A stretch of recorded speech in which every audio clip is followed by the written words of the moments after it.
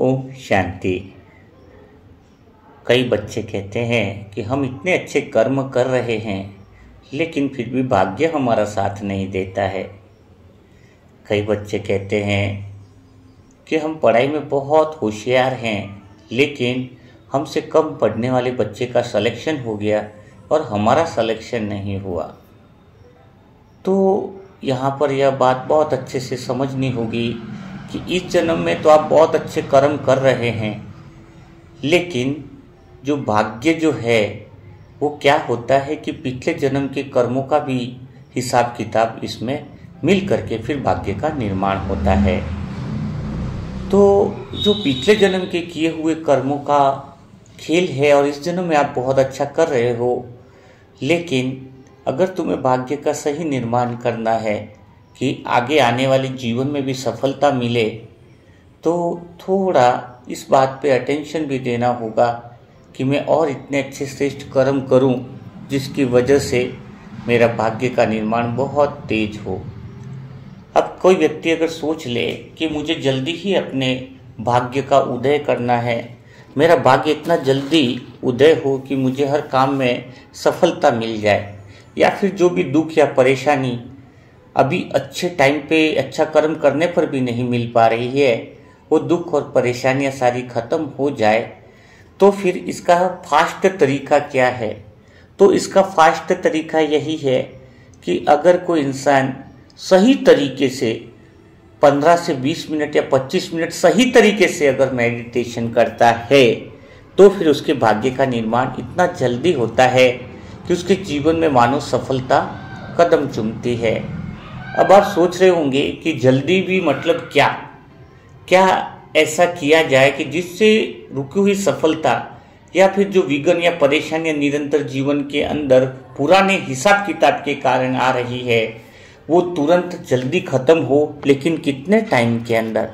तो मैं यहाँ पर एक ही बात कहना चाहूँगा, अगर सही विधि अपना ली जाए तो कहते हैं कि जनक को तो 1 सेकंड के अंदर इस चीज के अंदर मुक्ति मिल गई।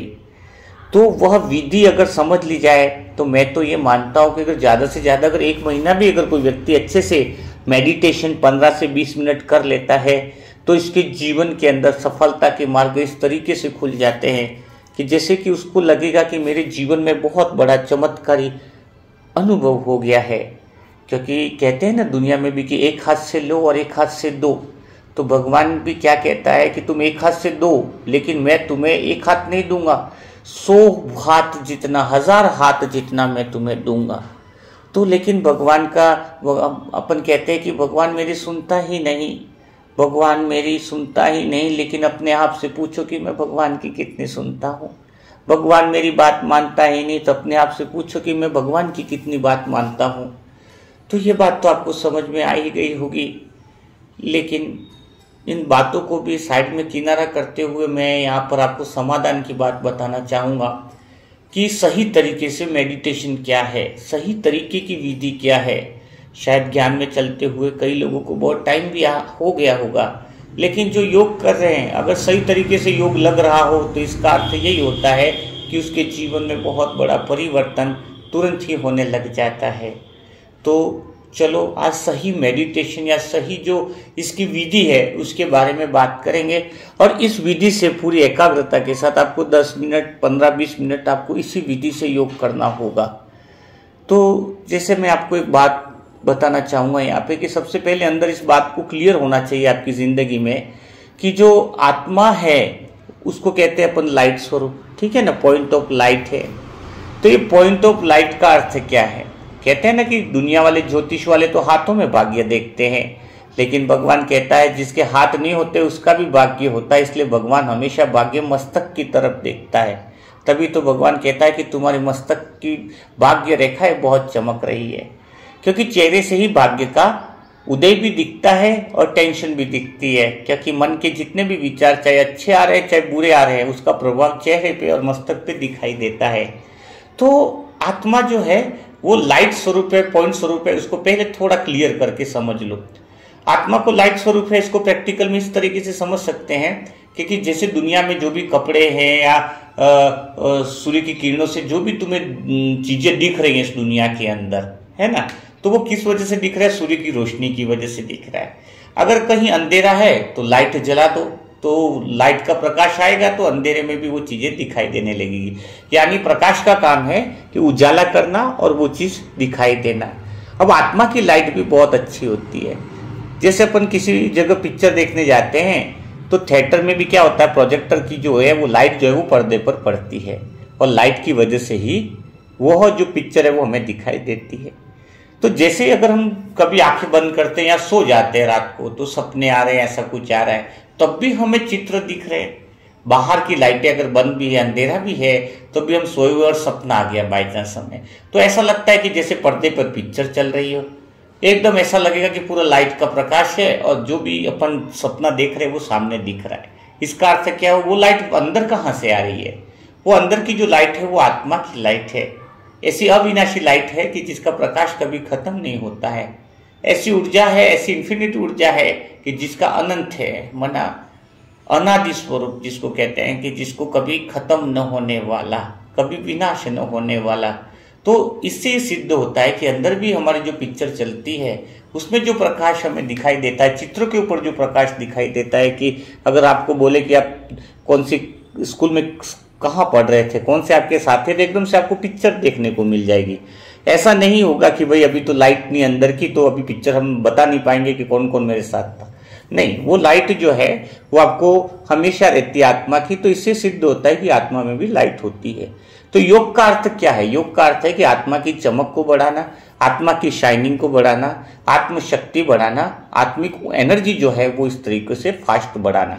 अब बहुत सेकंड का काम है, इसको और अच्छे से दूसरी बात को समझेंगे हम, कि आत्मा की जो मन और बुद्धि है उसको थोड़ा अच्छे से समझ लेते हैं। जैसे आपके सामने अनुभव करो कि एक गिलास पानी रखा हुआ है, ठीक है ना।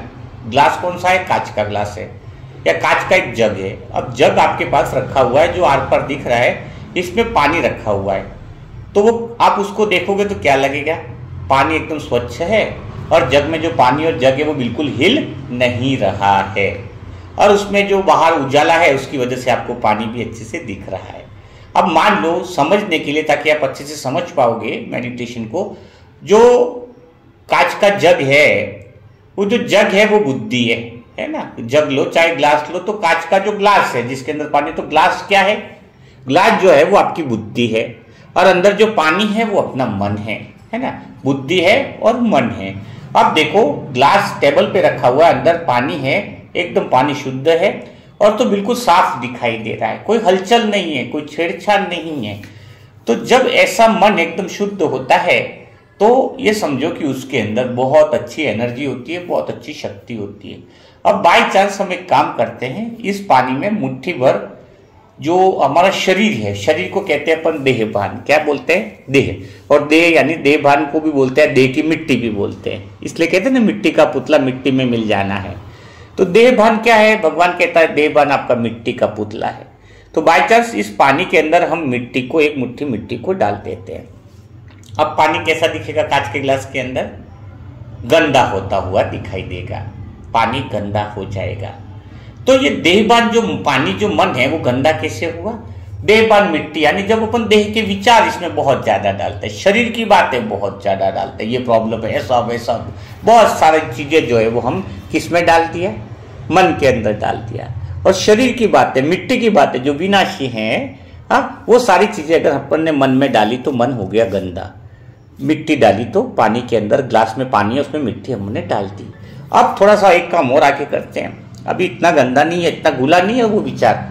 अगर हम एक चम्मच लेते हैं और इस पानी के अंदर, ग्लास पानी में जो मिट्टी डाली है उसको अगर हम हिलाते हैं तो क्या होगा? उन मिट्टी के कणों को पानी में मिलने में और बल मिल जाएगा। यानी वो चम्मच कौन है? चम्मच अपने अहंकार का प्रतीक है, जिसमें हम दिन भर में ऐसे विचार मन में डालते हैं कि मैं बड़ा हूं, मेरे जैसा कोई है ही नहीं इस दुनिया में, मैं ही सफल हूं, मैं ही कामयाब हूं, मैं ही पैसे वाला हूं, मैं ज्ञानी हूं। तो ये जो मेपन की जो बातें हम डालते हैं, चम्मच जो अहंकार का प्रतीक है, जिससे वो मिट्टी और इसके अंदर घुलती जाती है, यानी अहंकार के गंदे विचार और मन में घुलते जाते हैं, जिससे हमारा मन और अशुद्ध हो जाता है और मन की शक्ति भी इतनी कम होती जाती है कि बात सफलता तो छोड़ो, इंसान की खुद की शांति भी खत्म हो जाती है। तो मेडिटेशन का अर्थ है क्या? मेडिटेशन में हमें करना क्या है? मन जैसे पहले पानी जैसे शुद्ध था, बुद्धि के अंदर स्थिर था मन, वैसी अवस्था हमें मेडिटेशन के अंदर लानी है। ये हमारे मेडिटेशन का उद्देश्य है। अब हम क्या करेंगे? पहला काम, अगर हम अहंकार को हटा लेते हैं, अहंकार रूपी चम्मच को अपने मन में विचारों में से हटा लेते हैं कि भाई मैं कुछ भी नहीं हूं, मैं कुछ हो ही नहीं, मैं तो पाप आत्मा भी नहीं है तो मैं पुण्य आत्मा भी नहीं हूं, मैं तो यहां तक बोलूंगा कि मैं कुछ भी नहीं हूं, बस सोल हूं, मेरा मन स्थिर है, शांत है और मेरे को किसी बात का कुछ भी अहंकार नहीं है, घमंड नहीं है, बहुत मैं छोटा सा प्यारा सा बच्चा।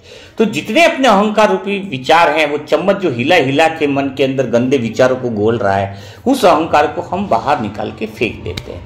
अब क्या होगा? अगर चम्मच से हिलाना बंद करते हैं तो वो जो मिट्टी अंदर है वो 1 घंटा 2 घंटा 6 घंटे के बाद वो मिट्टी पानी के तले में बैठ जाएगी और पानी वापस शुद्ध होने लगेगा।